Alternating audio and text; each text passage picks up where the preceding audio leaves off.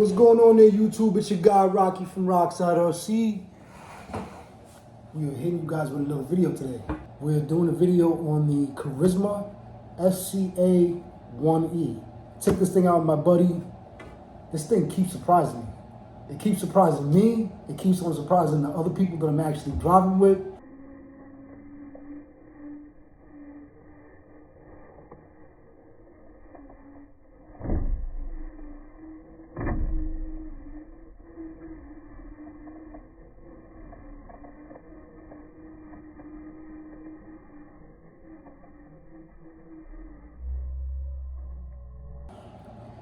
This thing performs so well. Hopefully you guys enjoy the video, and I'll catch you guys at the end.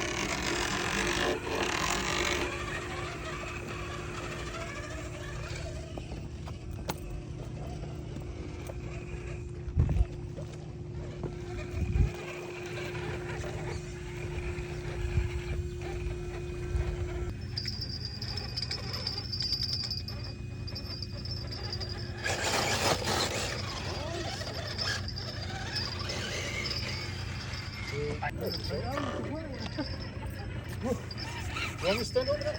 No. I'd rather No, not. it's the.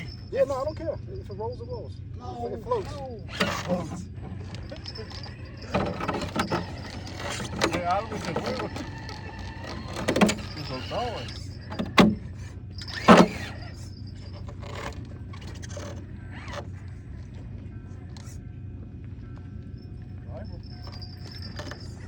That was real nice. nice thing, huh?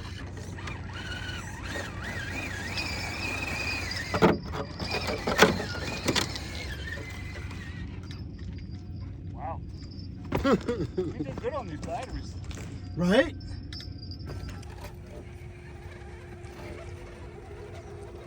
Oh, getting caught in the crevice. There we go, there we go. Beautiful, beautiful.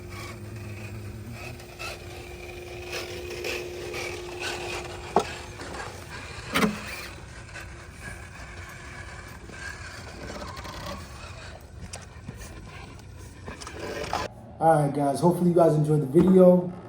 Me and my buddy were just out there having fun with his Red Cat and my Carisma. This truck is amazing. This truck.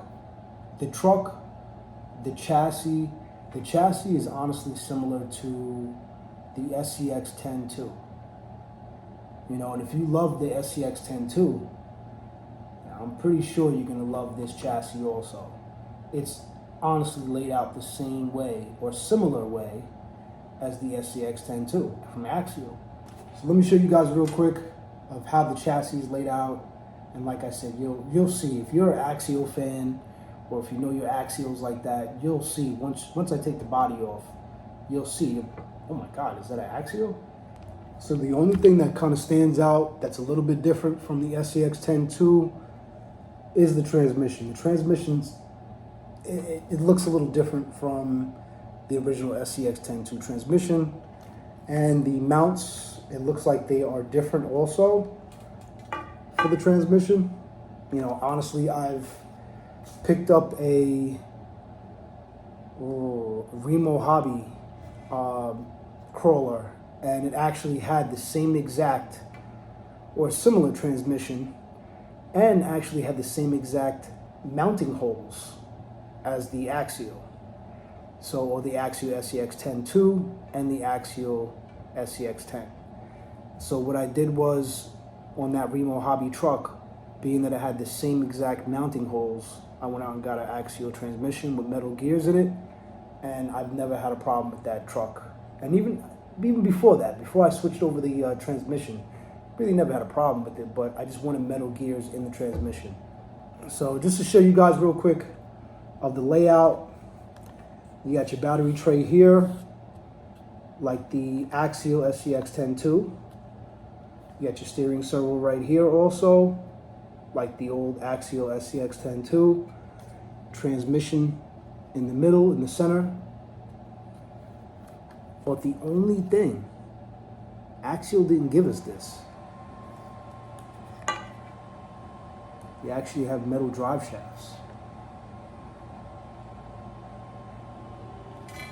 Metal drive shafts, front and rear.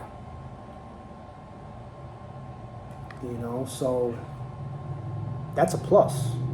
That's a plus. I believe I just picked up the Axial SCX-10 2 deadbolt about a month ago, or maybe 2 months ago, whenever it was. But it's got plastic links on the bottom, and I'm talking about the Axial. This truck, it comes with metal links, front and rear. Looks like they give us the 4-link in the front and a 4-link in the rear, which is fine. You know, honestly, it gives us a little bit more articulation with the 4-link. You know, I've noticed myself personally, when you have the 3-link in the front, it kind of hinders the suspension. So you'll get more play on one side, and then the other side that actually has the 3rd bar on it, it kind of limits it. One side will drop lower than the other, basically. You know, so I did notice that with the 3-link in the front. You know, 4-link, it's not bad. You know, I gotta say, they all have their pros and cons. Can't really say one is better than the other. One may do something better than the other, but that doesn't really count for saying it's actually better than the other feature, you know. So it basically boils down to preference, Do you like the 4-link in the front, or do you like the 3-link in the front? So I was hearing that the steering servo actually can be mounted to the axle. I believe there's a mount that you can buy, or you could actually 3D print, put it on the axle, and honestly, you could probably get a little bit more life and time out of this stock steering servo if it was down onto the axle, because of the fact that it's going to be less stress turning left and right. Up here on the chassis, it looks more scale. It does. It looks more scale. It hides the steering. You put the body on, all you basically just see is just the steering. So it looks scale. But it's putting a lot more stress on the steering servo. So at the end of the day, I mean, if possible, if you guys, again, want to go that far and put the steering servo on the axle, that would benefit you if you don't want to upgrade the steering servo right away. The truck is great, honestly, from right out the box.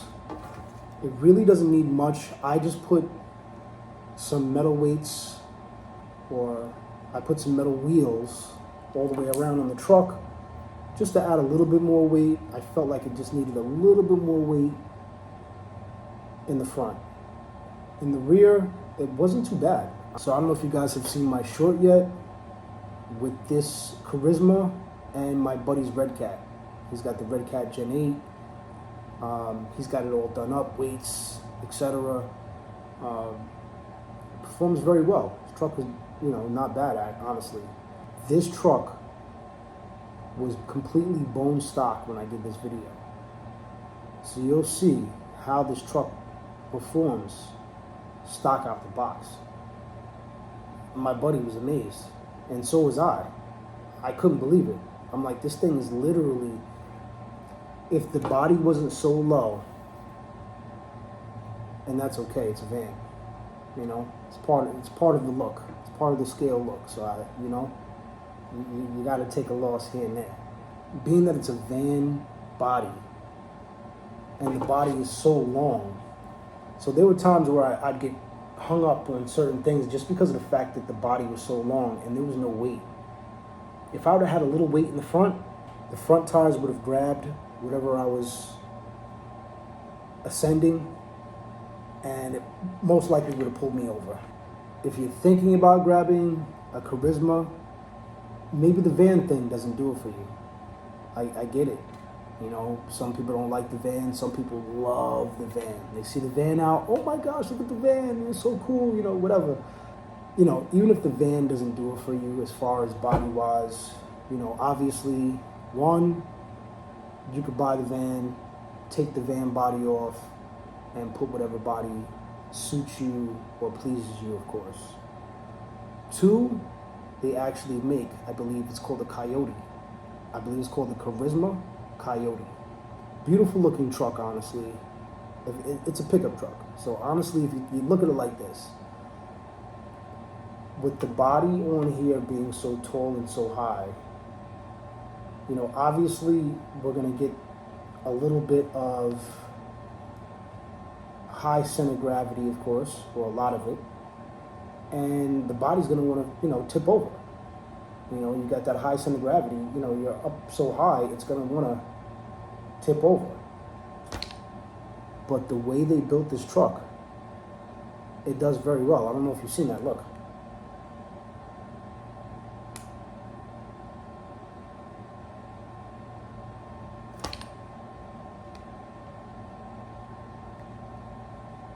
The body will rock so much first before the wheels come up.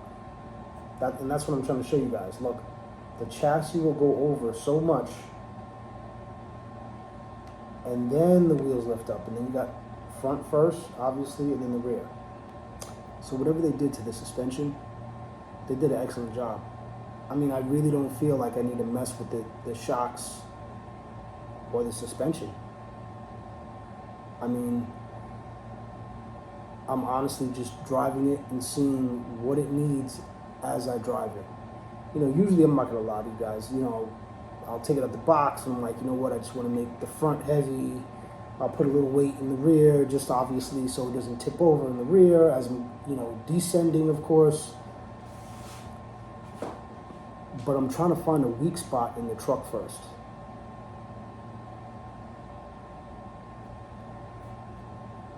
So far, and again, not that it's weak. The steering servo, whatever steering servo that they installed or put in this truck, is decent. It does the job. Obviously, like most of us, we're gonna upgrade it, but it's not necessary right away. And that's why I was saying, worst case scenario, if you want to save the life of the steering servo, put on your axle. Put this down here, and it'll save the life of your steering servo and still be strong enough to turn it left and right. If you're doing trails and stuff like that, it should be perfect for you guys. If you're doing rocks, it'll do the job, but obviously you're gonna wear it out that much faster because obviously, when we're stuck in a rock and you're trying to turn it left and right, obviously we're using that much more torque to turn left and right while we're jammed up in a rock, or jammed up in a hole in between two rocks or whatever it is. I myself, I do like the scale look of the truck. I'm most likely just gonna keep the steering servo up here, and I'm gonna upgrade it to whatever I feel like, Power Hobby or Reefs. So far, I've been okay with the Power Hobby steering servos and the Reefs steering servos. It's a great crawler. It's a great crawler. Like I said, it definitely surprised me and my buddies. They didn't expect the truck they're like, Rock, what'd you do to it? I'm like, no, nothing. The only thing I did to it, in this video, the only thing I honestly did to the truck was I installed the Holmes Hobbies motor, and I installed the 1080 ESC from Hobby Wing. That was it. Everything else was bone stock. Wheels, tires, body, whatever it is, but it did excellent. I'm still running a brush motor. I didn't even put a brushless 2-in-1 in there. I just wanted to see how it would do, even with the brushed system in it. I had this sitting around, boop, just popped it in there and see what it could do. My buddy's like, Rock, did you put a 2-in-1 in there yet? And I'm like, nah, I want to see what it does with the brush system. We all run the brushless systems because we know they work well.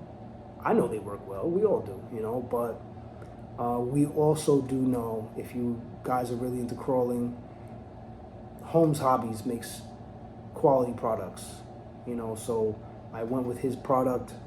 It's, like I said, the Holmes Hobbies Crawlmaster. This is the 55 turn motor. I just wanted straight torque, and also went with a, like I said, the Hobby Wing 1080. Great ESC. It's got enough crawling capabilities and options and features and stuff like that. So great ESC. If you're looking for a brushed ESC, I would definitely check them out. All right, guys. Hopefully you guys enjoy your day, your family, your friends, and whatever RC car you have. All right. It's your guy Rocky from Rockside RC. I'll catch you next one. Rockside out.